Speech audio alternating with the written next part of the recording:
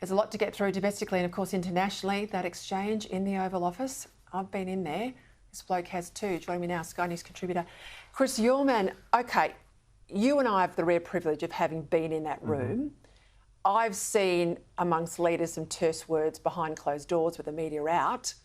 I've never seen anything like that. What did you make of the weekend? I was appalled and really deeply disappointed and very saddened by the whole thing. And I think you said earlier that no leader with any self-respect is going to sit and watch his country essentially litigated away by other leaders.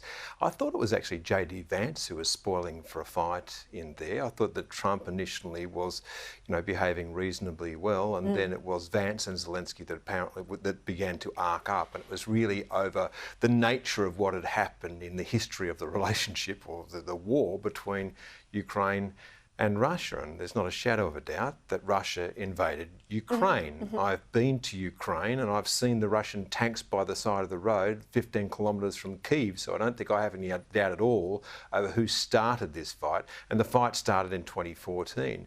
And all that Zelensky is trying to do at the moment is to make sure that he gets peace on some kind of terms that his country can live with, and to ensure that the Russians don't come again. And I don't As they have since 2014. They came again after 2014. That Putin said that after 2014 he wasn't going to take any more of Ukraine, and then of course he did. And I can tell you around the region now, in countries around Ukraine, they're tooling up. They are concerned about what happens next as the United States, it would appear, withdraws from Europe. Now, you were saying before too, this whole peace deal is not going to work unless the United States backs it up. So I think we're living in some very interesting times, and the kind of settlement that Ukraine gets from Russia may be the kind of settlement that the rest of the world gets from places like China. I think the hard thing is the unpredictability of the diplomatic space with Donald Trump. Now, in part, that will work to the United States' favour. I mean, he's got outcomes out of the weekend of this London summit. He's got the Brits to say they'll do more. He's got the French to say they'll do more. I make the point they still require the US guarantees.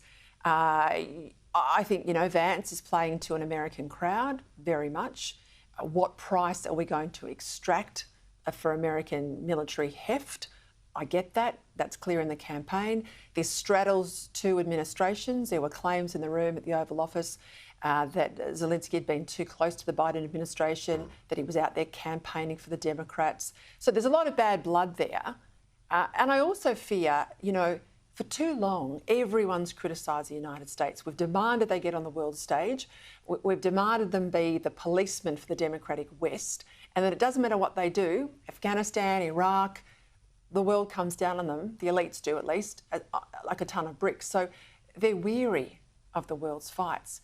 But now's not the time for them to pull back, and that's the worry. Yeah, look, I understand a lot of what Trump is saying, and I've got some sympathy for it, by the way. The Europeans have been free-riding for nearly 80 years. As we have. Yeah, absolutely we have. And we've just actually underlined that in the course of the last week. We are unable to follow 3 Chinese ships in circumnavigating Australia. That's what we proved in the course of the last week, and that is terrifying. And when the United States realises that we're just as bad as Europe, we may well get the same treatment as Europe is getting from the United States. So I do understand that.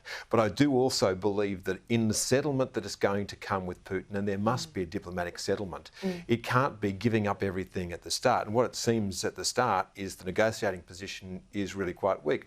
That there's going to be no idea that Ukraine might be in NATO. Now, I don't think that was ever on the cards, but you wouldn't give it up before you started the negotiation. Yeah.